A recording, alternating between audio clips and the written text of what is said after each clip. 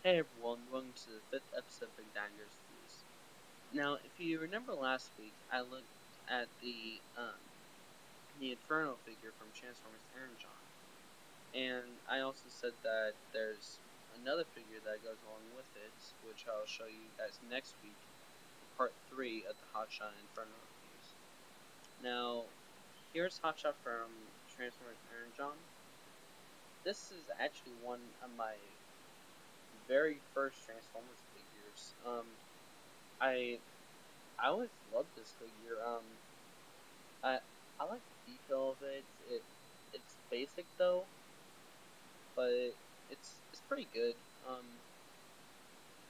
Now Hotshot and Inferno can combine like as so instead of having this be a two-parter episode, I'm actually going to be having a three. Um, so in case you guys do get confused with part one, I'm sorry about that. I'll try to work a little bit better and plan ahead of schedule next time. Um, so anyway, like I said, there's the figure, and like the Inferno, the gun. Uh, sorry, I can't really see what I'm doing here. The gun can be on the figure, when it's in car mode, which I like about the figure. It did. I am missing a piece of the gun, other than just the missile. So I'm sorry about that. Anyway, uh, so the figure can come off like that with that little peg there, but what confuses me about this figure, and I don't know why they put this in, how the gun can combine to the figure, not really combine, but latch onto the figure with that little hole there. Excuse me. You guys can kind of see that at the angle, right about there. Uh, that's where the gun can latch on. On the other side, they have the same thing, and which is right about there. So yeah, right there. Uh, but the gun can only go in that direction. It doesn't have a peg on each side, so I don't know why they put the extra bar in there. But hey, it doesn't really do much. It doesn't knock down the figure, so it's just something that confused me when I first got the figure. Now here he is in robot mode.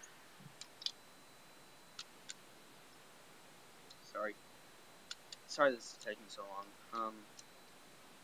I suggest fast forwarding this about 5 seconds or so. Uh,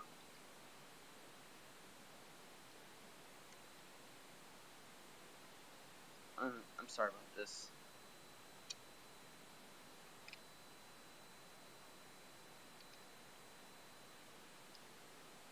So here he is with the gun in his hands and everything. And I like the detail on him. I think they could have done a better job with the head, because look, the head goes like that. I don't really like that about the figure, but hey, it doesn't downgrade it at all. Just a little bit, but not by much. So in what I wouldn't say shocked, but what I love about this figure is it's like I showed on the Inferno figure. They have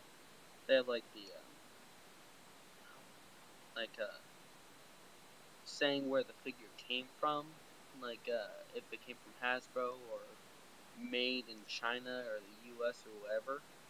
I like it in this figure. It's not really that obvious. And I love that. I just do. And in fact, I can barely read it. At first glance, you can be looking all over this figure unless you have keen eyes and you know exactly where to look. You don't really. you don't really see it. I love that about this figure. I've never seen that on any other ones. On just about all the other figures I've seen, you can just look at it. Oh, right there's the little thing, where they show everything about the figure. It's just like first glance. I love that they did a better job with this. And so guess where it is? The only, um, it's not there, where it can be like almost like convertible when it's in car mode. But it's in the hood, right there. You guys can't really see that with the kind of camera that is, but I can barely even see that whenever I open it up. Since I've had this figure for so long, that's the only reason why I do. I love that about this figure. But one thing that I will say about it is that, hang on, let me get the head out.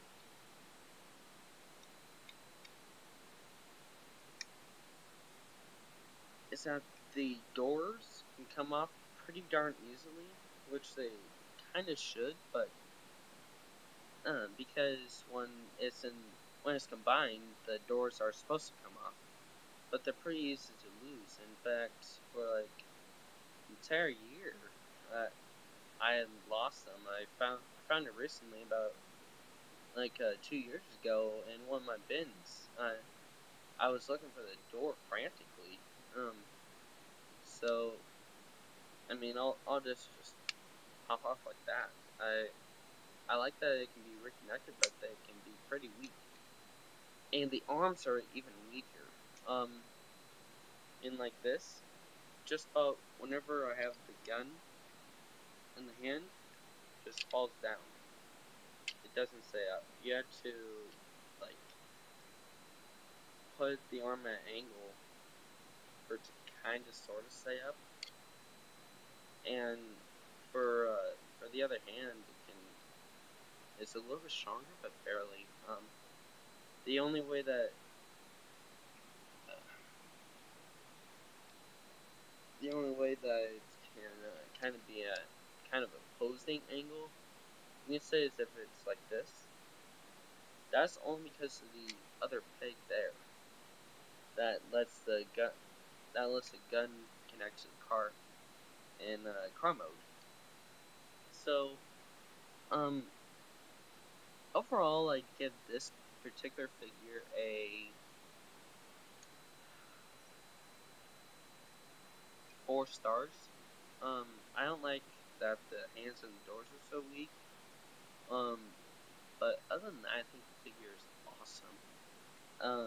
It does, of course, like I think all my Transformers Energon figures, except for one, has this on them, but including that silver thing right there.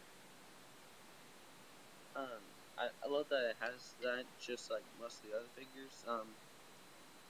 And also, if you remember on